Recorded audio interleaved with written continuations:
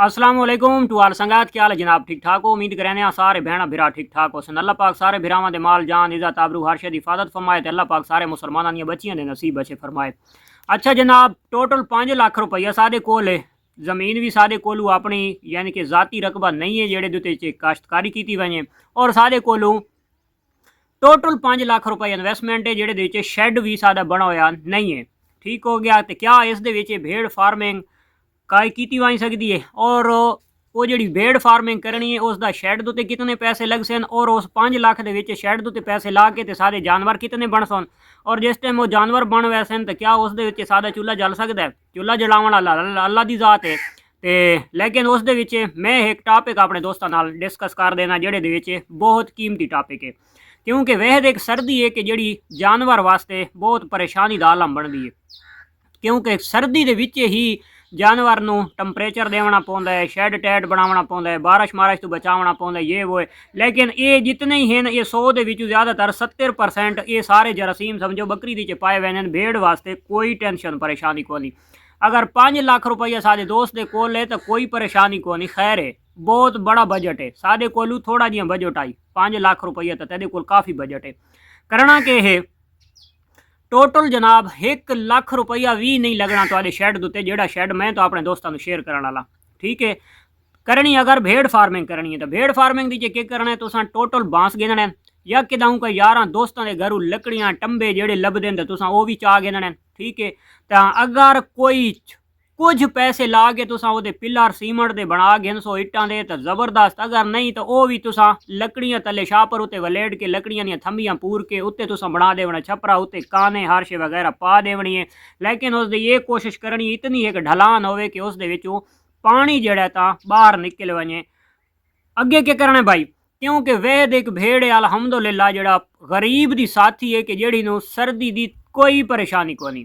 सर्दी दे विचे उसका सिर्फ इको मुतालबा है कि मैदा पेट फुल होना चाहिए, तेरे को शैड है तो ही खैर है, नहीं है तो ही खैर है।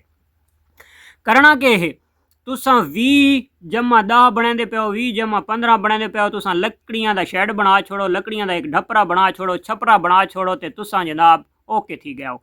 हुण अगला क्या करना है जनाब, तुआदे कोलू अगर पैसे हैं तिरपाल दे तुसा 15,000 रुपया 10,000 15-20,000 रुपया भर सकते हो तो जबरदस्त।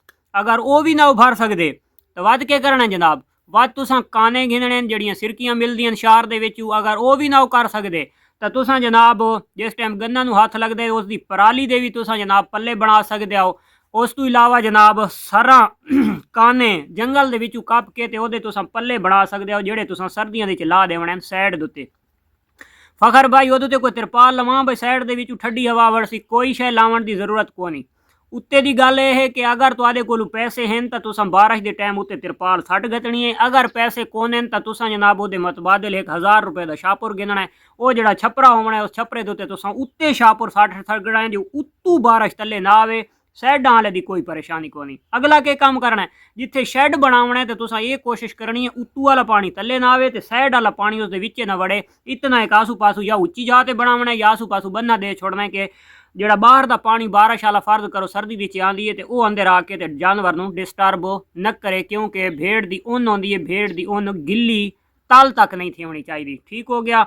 अगर तलू पानी आवड़ सी तो तल तक गिली थी वैसी, अगर उत्ते हल्की फुल्की उस नमी शमी नाल भेड़ नूं कोई परेशानी को नहीं।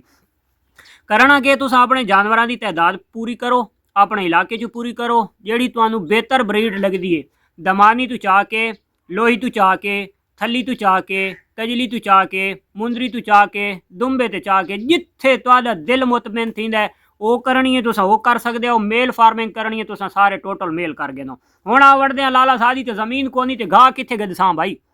ठीक है। तो तुसा जनाब ठेका बहुत ज़बरदस्त चीज़ है।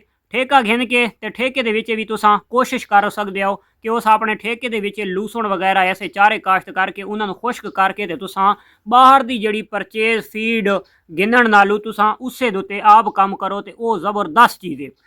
उस तो इलावा जनाब जेड़े इलाके दे विच अगर मूंगी काश्त की वेंदी पई है तो हुण थोड़े दिहाड़ां ते परचेजिंग का सिलसिला शुरू थी वैसी मूंगी का स्टाक ਵਾਫਰ ਮਿਕਦਾਰ ਦੇ ਵਿੱਚ ਆਵੜ ਸੀ। ਤੇ ਤੂੰ ਮੇਰੇ ਦੋਸਤਾਂ ਕੋਸ਼ਿਸ਼ ਇਹ ਕਰਨੀ ਹੈ ਕਿ ਤੁਸੀਂ ਜਨਾਬ ਮੂੰਗੀ ਦਾ ਸਟਾਕ ਗਿਣਨਾ है। ਮੂੰਗੀ ਦਾ ਸਟਾਕ ਹੀ ਅਗਰ ਤੁਹਾਨੂੰ ਨਹੀਂ ਮਿਲਦਾ ਕੋਈ ਮਸਲਾ नहीं, तुसा एक इतना एक जानवर अगर तुहाडे कोल 20 जानवर है ना, 20 जानवर ते 20 जानवर वास्ते तुसा कम अज कम 4 तो 5 कनालां ता लूसण तुहाडा मस्ट होना चाहिए। ठीक है, अगर एकड़ हो वने तो सुभान तुहाडी कुदरत, वध जानवर तुहाडे 10 15 20 होर भी वध वने तो कोई परेशानी कोई।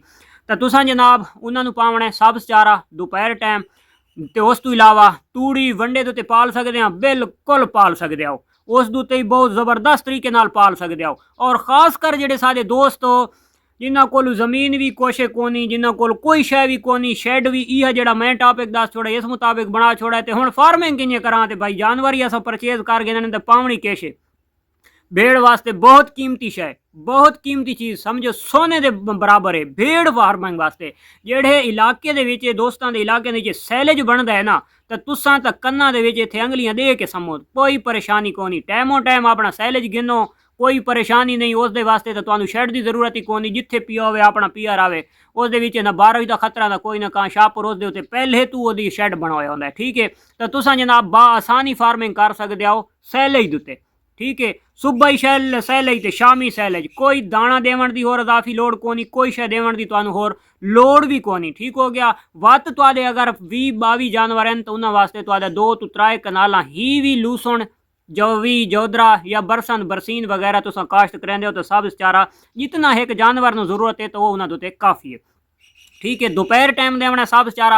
उस दे विच अगर कहंदे कोल तूड़ी होवे, भूसा होवे गंदम दा, तो वो भी तुसां उस चारे दे विच हल्का हल्का मिक्स करके ओहदे ते कोई चौकर सट्टण दी लोड़ कोनी, कोई मकई दा दलिया सट्टो तो फायदा है। लाजमी गल है, खवैसो तो जानवर तुहाडा नुकसान नहीं करन लगा, हथू वधण लगा है। अगर ना वो भी पा सकदे तो जानवर उस दे बावजूद भी उसनूं तूड़ी नूं भी खा वैसी।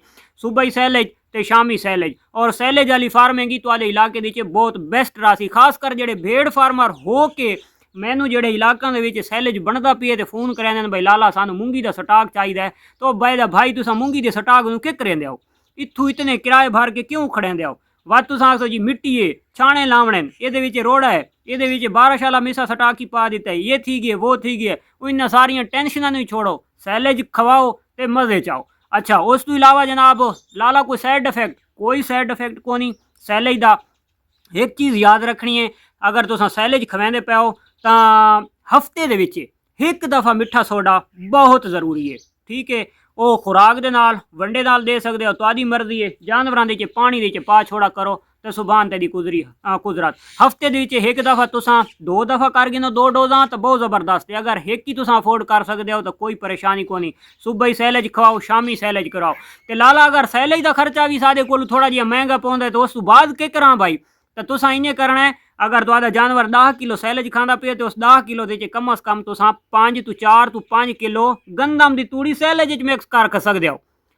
गंदम की तूड़ी 4 तो 5 किलो सैलेज दे विच मिक्स करके उन्होंने मारो हाथ तो भेड़ां दे अगू पा दो।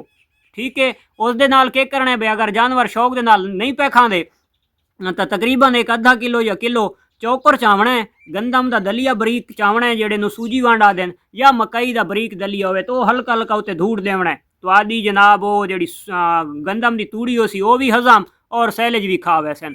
तो इस तू होर भेड़ फार्मिंग पाकिस्तान दे विच कोई आसान तरीका भेड़ फार्मिंग का कोनी सैलेज तो इलावा, और बहुत मुफीद और बहुत ज़बरदस्त खुराक सैलेज है। खास कर जेडे दोस्तों के इलाके दे विच सैलेज बनता है तो मैनू खास कर फोन करेंदे वदे या आसे पासे फोन करेंदे भाई असां मूंगी का स्टाक गिनना है तो क्या पोजीशन है। ये सारियां टेंशनां बकरियां वाले सारे दोस्तों को गिननियां चाहिए, भेड़ फार्मर को नहीं गिननियां चाहिए। और इंशाअल्लाह तुम इस शय की टेंशन गिनो भी नहीं और इंशाअल्लाह कामयाब हो। शौक करेंदे पे हो मेल दोते तो सैलेज दबो, करेंदे पे हो फीमेल दोते तो सैलेज दबी आओ। जितना खवावना दे खवा सकते हो सैलेज दोते तो जानवर इंशाअल्लाह इत्थे ग्रोथ रखे सी। तो मिलते हैं इंशाअल्लाह नेक्स्ट वीडियो। उम्मीद करें आज का टॉपिक मेरे दोस्तों आया उसी पसंद। अल्लाह हाफिज़।